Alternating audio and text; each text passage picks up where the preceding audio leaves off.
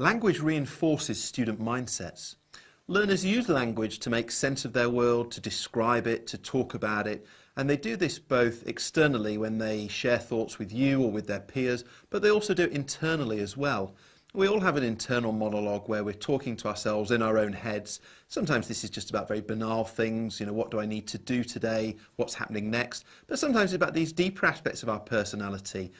For example, a student might be in a lesson and they might be thinking to themselves, oh, I'm never able to do this, I'll never be any good, I won't be able to do this today, so why even bother? They're not necessarily externalizing that thought, but they're using language in their own minds to reinforce a set of beliefs, a set of perceptions they have about what's possible and what their limitations are. So let's think about a specific example. Now, a classic subject in which students often have a fixed mindset is art.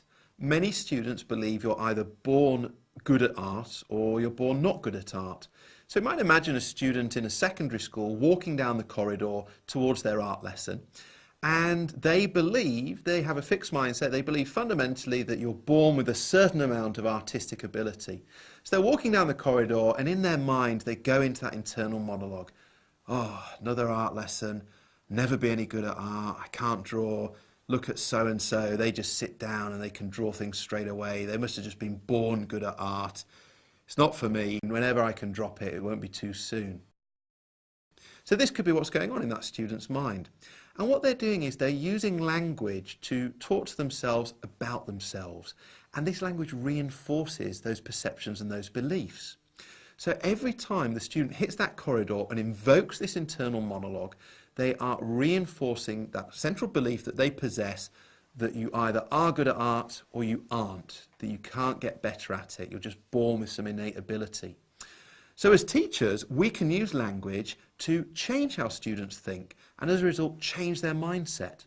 So for example, it might be that the art teacher knows that some of their students think in this way, so they deliberately use language as a tool through which to reframe student thinking. So they might say things quite explicitly in the class like, no one's born a great artist. Or they might say things like, all good artists have put in lots and lots of work to get where they are.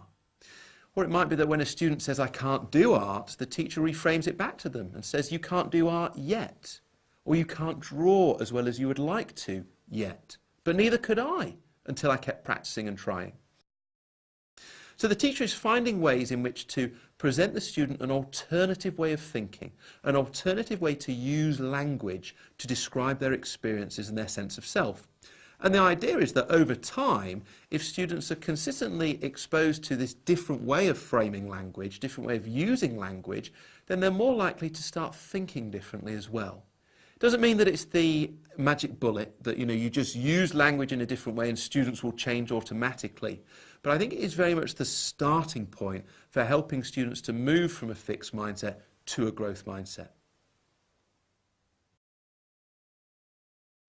Golden nugget. Language reinforces mindsets. Students use language to articulate their beliefs and feelings about themselves.